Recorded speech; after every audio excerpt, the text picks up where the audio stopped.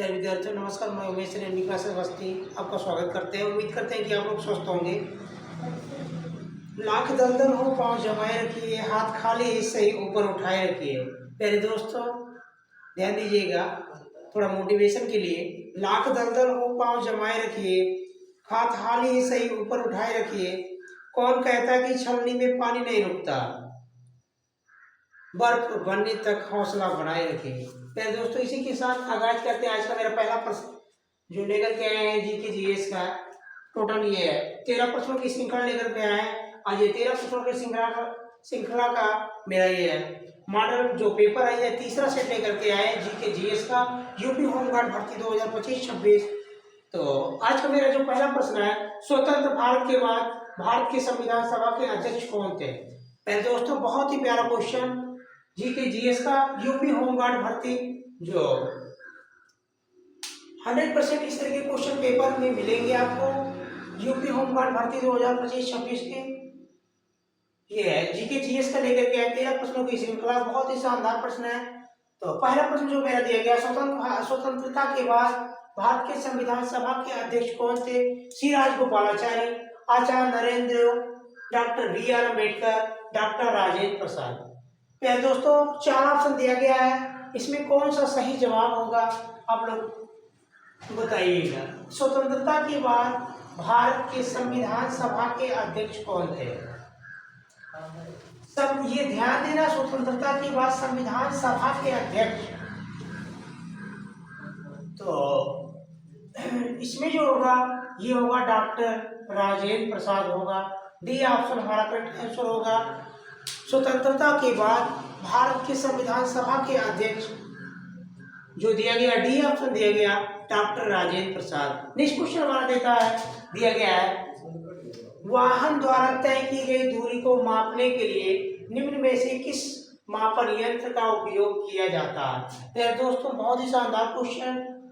ये कह रहा वाहन द्वारा तय की गई दूरी को मापने के लिए, जो हम लोग वाहन का उपयोग करते हैं उसकी दूरी को मापने के लिए किस यंत्र का उपयोग किया जाता है। Speedometer, odometer, ammeter, voltmeter.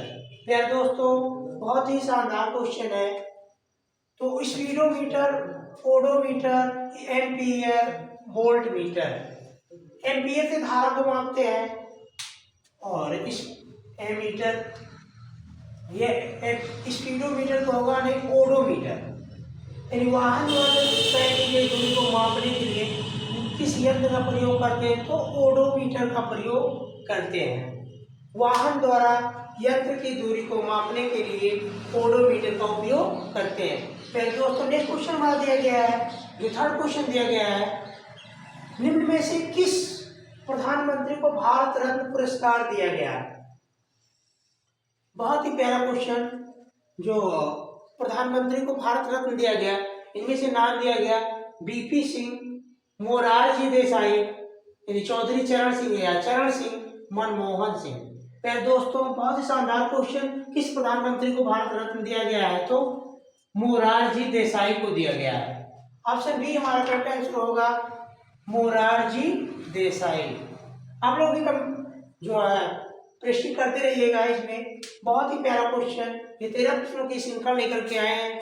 आपकी यूपी होमगार्ड भर्ती की जो भी परीक्षा होगा इस तरीके के जो एग्जाम में आपको बहुत ही मददगार इस तरीके के क्वेश्चन होंगे। नेक्स्ट क्वेश्चन हमारा दिया गया 4 नंबर का, वह ब्याज दर जिस पर वाणिज्य बैंक अल्पकालिक ऋण आवश्यकताओं को पूरा करने के लिए आरबीआई से धन उधार लेते हैं कहलाती है। यह है कि वाणिज्य बैंक अल्पकालिक ऋण आवश्यकताओं को पूरा करने के लिए आरबीआई से धन, वाणिज्य बैंक क्या करता है, आरबीआई से धन उधार लेते हैं। जो उधार लेते हैं उसको क्या कहा जाता है, तो ये कह रहा है कि उप प्राथमिक उधार दर कहा जाता है क्या, वैधानिक उधार दर कहा जाता है क्या, प्राथमिक उधार दर कहा जाता है क्या, या बैंक दर कहा जाता है। तो दोस्तों बहुत ही प्यारा क्वेश्चन। तो इसका जो करेक्ट आंसर होगा आप लोग भी कमेंट करके बताइएगा। ये इसका जो करेक्ट आंसर होगा ये डी ऑप्शन होगा, बैंक दर होता है। ये जो आरबीआई से धन वाणिज्य बैंक अल्पकालिक आवश्यकताओं को पूरा करने के लिए लेते हैं उसी को कहा जाता है बैंक दर कहा जाता है। नेक्स्ट क्वेश्चन हमारा 5 नंबर का प्यारे दोस्तों, निम्न में से कौन सा कंबोडिया की राजधानी है? प्यारे दोस्तों, यह यूपी होमगार्ड भर्ती जो जीके जीएस मॉडल 13 प्रश्नों की मॉडल प्रश्न की श्रृंखला लेकर के आए हैं, बहुत ही आप लोगों की एग्जाम में बहुत ही कारगर साबित होगी अगर ईमानदारी से आप लोग इस जीके जीएस का जो 13 प्रश्नों की श्रृंखला है डेली आप लोग इसको प्रैक्टिस करते रहेंगे तो इससे बाहर कहीं आपको कुछ भी नहीं मिलेगा और सारा का सारा क्वेश्चन इसी से फंसेगा जितना भी मॉडल पेपर का सेट दिया जा रहा है। नेक्स्ट क्वेश्चन हमारा दिया गया, निम्न में से कौन सा कंबोडिया की राजधानी है? Nicosia, Hanoi, Phnom Penh, Delhi. फिर दोस्तों बहुत ही शानदार क्वेश्चन, ये 5 नंबर का जो प्रश्न लेकर के आए हैं, Nicosia, Hanoi, Phnom Penh, Delhi, Cambodia की राजधानी। तो कंबोडिया की राजधानी के दोस्तों ऑप्शन सी होता है नोम पेन। फिर दोस्तों बहुत ही प्यारा क्वेश्चन, कंबोडिया की राजधानी क्या होता है? नोम पेन होता है। नेक्स्ट क्वेश्चन हमारा दिया गया 6 नंबर का, जीएसटी का परिषद प्रमुख कौन था? तो फिर दोस्तों बहुत ही प्यारा क्वेश्चन, जीएसटी का परिषद प्रमुख कौन था? शशिकांत दास, निर्मला सीतारमण, अरुण जेटली, हसमुख अधिया। फिर दोस्तों सबसे पहले तो ये बताएंगे आप लोग जीएसटी दिवस कब मनाया जाता है? जीएसटी दिवस कब मनाया जाता है और जीएसटी का फुल फॉर्म क्या होता है? तो जीएसटी दिवस है दोस्तों 1 जुलाई को मनाया जाता है और ये कब से स्टार्ट किया गया? तो ये जीएसटी 1 जुलाई सन 2017 से स्टार्ट किया गया। जीएसटी इसका जो फुल फॉर्म होता है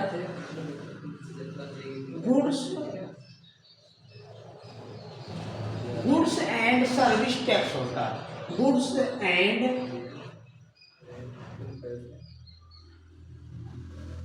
सर्विस टैक्स होता है। फिर दोस्तों जीएसटी का फुल फॉर्म क्या होता है? गुड्स एंड सर्विस टैक्स होता है और ये कब से मनाया जा रहा है? तो इसका जो 1 जुलाई 2017 से ये जीएसटी कब से मनाया जा रहा है? 1 जुलाई 2017 से मनाया जा रहा है। इसका फुल फॉर्म क्या होता है? जीएसटी का गुड्स एंड सर्विस टैक्स होता है। इसको हमें हिंदी में कहते हैं वस्तु एवं सेवा कर कहते हैं। हिंदी में क्या कहते हैं? वस्तु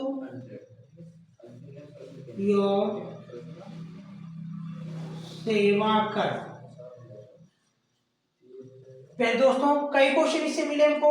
जीएसटी का फुल फॉर्म क्या होता है? गुड्स एंड सर्विस टैक्स होता है, वस्तु एवं सेवा कर, जो वस्तुओं पे कर लगाया जाता है भारत सरकार के द्वारा और ये कब से मनाया जा रहा है? 1 जुलाई 2017 इसका स्थापना हुआ था जीएसटी का। और ये कह रहे जीएसटी का परिषद का प्रमुख कौन है? अच्छा, और इसकी बात करेंगे जो जीएसटी का जनक कौन है? फिर दोस्तों जीएसटी का जनक कौन है? तो आज उसमें भी बात कर लेते हैं। जीएसटी का जो जनक है वो है पश्चिम बंगाल के पूर्व वित्त मंत्री डॉक्टर असीम दास गुप्ता। जीएसटी के जनक पश्चिम बंगाल के पूर्व वित्त मंत्री डॉक्टर असीम दास गुप्ता इसके जनक हैं। जीएसटी के जनक डॉक्टर असीम दास गुप्ता जो पश्चिम बंगाल के पूर्व वित्त मंत्री थे और इन्हीं ने इस जीएसटी का ढांचे का मसौदा तैयार किया था। यानी प्रश्न बनता है जीएसटी का ढांचे का मसौदा कौन तैयार किया था? तो डॉक्टर असीम दास गुप्ता। जीएसटी के ढांचे का मसौदा कौन तैयार किया था? डॉक्टर असीम दास गुप्ता ने तैयार किया था। और ये कब से लागू किया गया? 1 जुलाई 2017 से लागू किया गया। किस पर लागू किया गया? तो वस्तुओं पर जो सेवा कर लगाया गया भारत सरकार के द्वारा।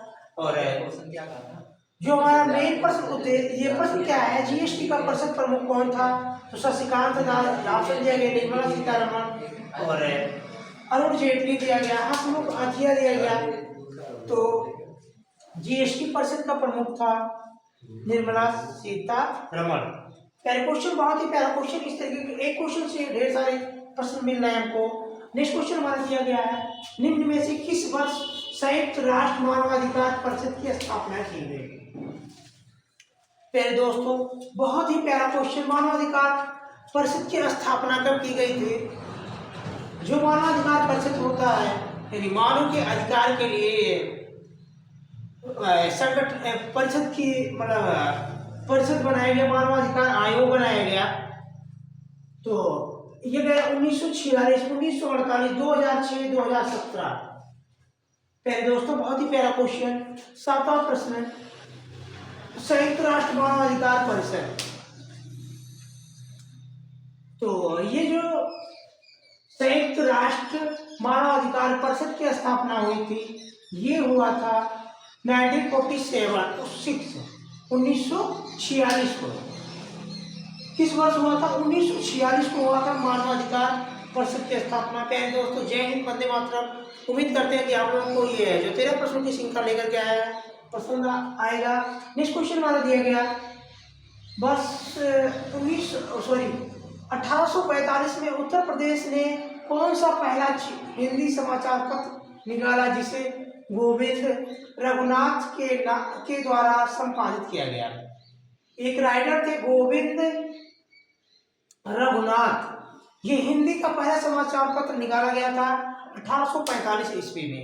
प्यारे दोस्तों, सरस्वती, बनारस अखबार, हंस और जागरण, ये 1845 में उत्तर प्रदेश ने ये पहला समाचार पत्र निकाला गया था। यानी 2 प्रश्न मिलता है कि उत्तर प्रदेश में पहला हिंदी समाचार पत्र कब निकाला गया था? तो 1845 में निकाला गया था। और ये किसके द्वारा निकाला गया था? तो गोविंद रघुनाथ के द्वारा निकाला गया था। और कहाँ से निकाला गया था? तो पहले दोस्तों ये किसके द्वारा संपादित किया गया था? गोविंद रघुनाथ के द्वारा संपादित किया गया था। वो जो पहला हिंदी समाचार पत्र था वो था हंस का। नेक्स्ट क्वेश्चन पहले दोस्तों हमारा ये 9 नंबर का, मनुष्यों में खराब दृष्टि की समस्या की कमी की वजह से हो सकती है। ये गैरजरूरी रोग होता है। मनुष्य में खराब दृष्टि की समस्या की कमी किस समस्या की कमी से होती है? कह रहा है लौह की कमी से, विटामिन की कमी से, विटामिन ए की कमी से, आयोडीन की कमी से, विटामिन डी की कमी से। मेरे दोस्तों 9 नंबर का क्वेश्चन बहुत ही प्यारा क्वेश्चन। यानी जो रतौंधी रोग होता है मनुष्य में किसकी कमी से होता? क्या लौह की कमी से होता?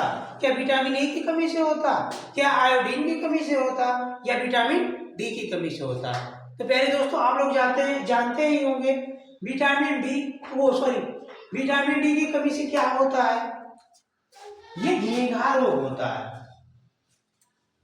और इसमें आयोडीन तो ये विटामिन वाला घेंघा रोग से संबंधित होता है, इसी कमी से घेंघा रोग होता है। ये दोनों ऑप्शन एक है, तो ये विटामिन जो होगा ए होगा।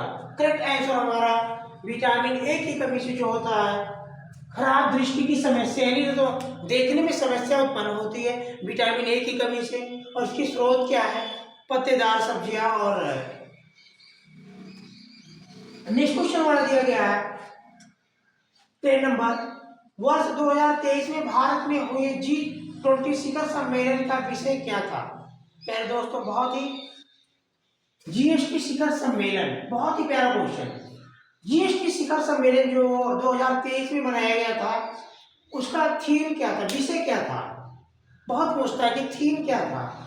विश्व का आकार देना, गरीबी से लड़ना, एक पृथ्वी पर एक परिवार एक भविष्य, दुनिया को एक बनाना। जो 2023 जीएसटी शिखर सम्मेलन का जो विषय था वो क्या था? प्यारे दोस्तों बहुत प्यारा क्वेश्चन। तो जो 2023 में भारत में हुए जीएसटी शिखर सम्मेलन का विषय था वो क्या था? गरीबी से लड़ना। प्यारे दोस्तों बहुत ही प्यारा क्वेश्चन, ये गरीबी से लड़ना था। 2023 में G20 भारत शिखर सम्मेलन जो बनाया गया था, ये मेन थीम था G20 शिखर का कि गरीबी से लड़ना, यानी किस प्रकार से गरीबी से मुक्ति दिलाया जाए लोगों को। ये G20 शिखर सम्मेलन का उद्देश्य था। फिर दोस्तों 11 नंबर का क्वेश्चन हमारा, बच्चों को मुफ्त और अनिवार्य शिक्षा का अधिकार अधिनियम 2009 संसद का एक अधिनियम है जो किस वर्ष लागू हुआ था? फिर दोस्तों बहुत ही प्यारा क्वेश्चन, बच्चों को मुफ्त और अनिवार्य शिक्षा का अधिकार अधिनियम 2009 संसद का एक अधिनियम है जो कब लागू किया गया था? प्यारे दोस्तों बहुत ही प्यारा क्वेश्चन। तो बच्चों को मुफ्त और अनिवार्य शिक्षा जो सन 2000 में संसद द्वारा पारित किया गया था, ये सन 2010 में पारित किया गया था। संसद का एक अधिनियम है, सन 2010 में इसको लागू किया गया था। पारित तो सन 2009 में कर लिया गया, लेकिन लागू कब किया गया? सन 2010 में किया गया। मुफ्त और अनिवार्य शिक्षा, ये बच्चों को मुफ्त और अनिवार्य शिक्षा 6 से 14 वर्ष तक के बच्चों को मुफ्त और अनिवार्य शिक्षा सन 2010 में लागू किया गया था। पहले दोस्तों बहुत ही प्यारा क्वेश्चन, इस क्वेश्चन बना है पेज नंबर का, निम्न में कौन सी सिंधु नदी का सहायक नदी नहीं है? कह रहे कौन सी नदी सिंधु नदी की सहायक नदी नहीं है? Beas, option B Sutlej, option C Chambal और ऑप्शन डी दिया गया रावी नदी। पहले दोस्तों बहुत ही प्यारा क्वेश्चन, क्या ब्यास नदी इसकी सहायक सिंधु की सहायक नदी नहीं है? सतलज नहीं है, चंबल नहीं है, रावी नहीं है। तो प्यारे दोस्तों ये भी सहायक नदी लग रही है, ये भी लग रही है और रावी भी लग रही है। कह रहा सहायक नदी नहीं है। सिंधु नदी की सहायक नदी रावी नदी भी है और ब्यास नदी भी है, सतलज भी है सिंधु की सहायक नदी, लेकिन ये चंबल नदी है प्यारे दोस्तों, ये है सिंधु नदी की सहायक नदी नहीं है। सी ऑप्शन हमारा करेक्ट आंसर होगा। नेक्स्ट क्वेश्चन हमारा जो आज का लास्ट प्रश्न है, नस्लीय भेदभाव के खिलाफ लड़ने के लिए नटाल इंडियन कांग्रेस की स्थापना किसने की थी? प्यारे दोस्तों बहुत ही प्यारा क्वेश्चन, नस्लीय भेदभाव के खिलाफ लड़ने के लिए नटाल इंडियन कांग्रेस की स्थापना किसने की थी? महात्मा गांधी, सुभाष चंद्र बोस, जवाहरलाल नेहरू, पंडित वल्लभ भाई पटेल। प्यारे दोस्तों लास्ट क्वेश्चन हमारा आज का, ये 13 प्रश्नों की श्रृंखला लेकर के आया था और आज का मेरा लास्ट प्रश्न है, नस्लीय भेदभाव के खिलाफ लड़ने के लिए नटाल इंडियन कांग्रेस की स्थापना, तो ये ऑप्शन हमारा होगा महात्मा गांधी के द्वारा किया गया था। नटाल इंडियन कांग्रेस की स्थापना महात्मा गांधी के द्वारा किया गया था। उम्मीद करते हैं कि ये आज जो जीएस का 13 प्रश्नों की श्रृंखला लेकर के आए थे, यूपी होमगार्ड 2000 भर्ती 2025-26 का आप लोग को पसंद आया होगा। तो प्यारे दोस्तों उम्मीद करते हैं कि पसंद आएगा और आप लोग ज़्यादा से ज़्यादा दोस्तों तक लाइक करिएगा, शेयर करिएगा और चैनल को सब्सक्राइब भी करिएगा। आज के लिए बस इतना ही, बहुत बहुत धन्यवाद आप लोगों को। नमस्कार, जय हिंद।